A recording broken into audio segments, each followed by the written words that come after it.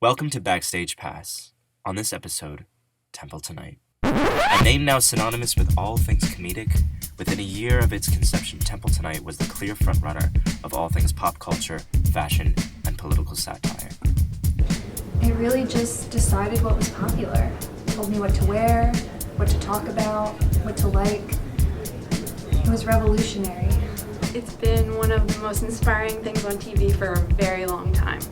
Frat guy Todd, comedian with no life experience, goofy bananas, spit on a child. Ever since Temple Tonight, my workday has changed.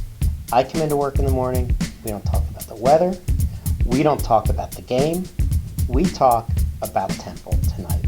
Paint me father for I have sinned, hat backwards, grabby goobers, the wedding. The list goes on and on. Started in 2015 by comedy moguls Dan Casserole and Greg Keating on a bet, Temple Tonight soon grew from the childhood pipe dream of two wacky pals into a writer's team with big hearts and bigger dreams. Yeah, it was almost immediately just like a family. Like, we were just so close with each other, it was magic. Comedically, it was an instant fit.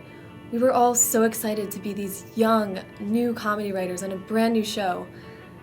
I think it might have had something to do with us all being orphans. When we were in that writer's room together, you could just feel the electricity in the room, it was incredible.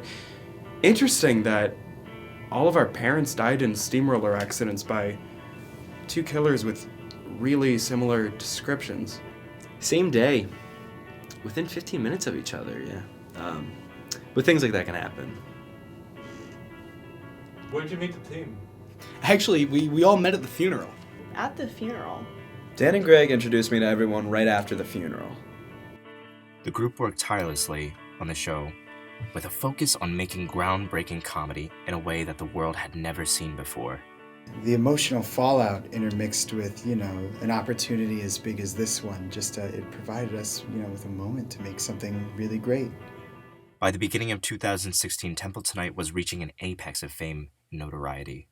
But the speed at which the show grew in popularity proved to be too much for many members of the young writing staff. It was just all so fast, 1 minute you just think you're taking a job, being the head writer of some college campus late night show, and then in the next thing you have thousands of adoring fans, millions of adoring fans to deal with, It does something to a person. We went to another tier of society, seemingly overnight, and that lifestyle, it was so alien to us, it tore us apart. Yeah, we were all just, kids. And, kids can't handle stuff like that. And it tore us apart.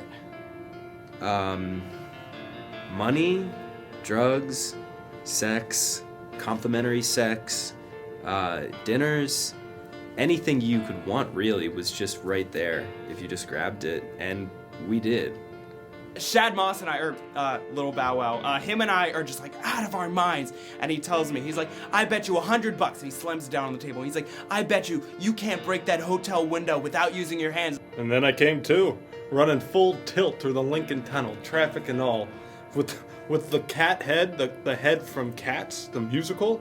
Yeah, it was on, and I had like a train of cat heads behind me. I'm like, what are you talking about, Shad Moss? Of course I can. And I'm like, and I'm like really revved up, and I'm bloodshot. Everything is just bloodshot. Like my eyes, my tongue is even a little bit veiny. I don't even know how that happened. It's like they were all tied together with this twine. Wild time. I mean, I don't even really remember a lot of those old days, And yeah, I kind of forgot those last few months. Eventually, the group's lifestyle of excess became too much, and on January 25th, 2016, tragedy struck when writer Jack Barron exploded after partying with the Rockettes on an all-night bender.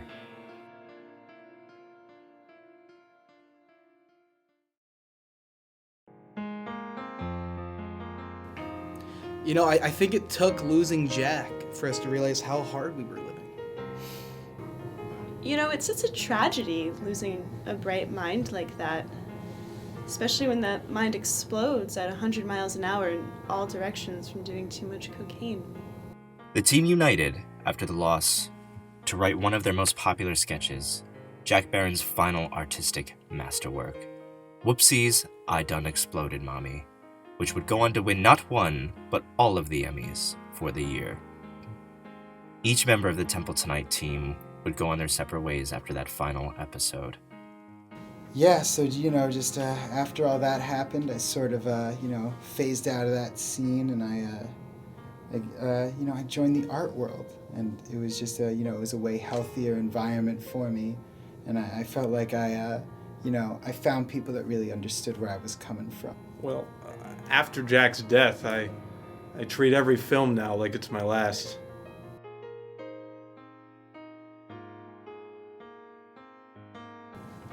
I abandoned all worldly possessions and followed the Maharishi. I got a wife, I got 2 beautiful kids, Darren and Pilsner, and we just have a little place in Fresno, and we just, take in the atmosphere. I'm really outdoorsy. I just caught a big 17-pound trout the other day. The wife and I, we signed up for a ballroom dancing class just to, you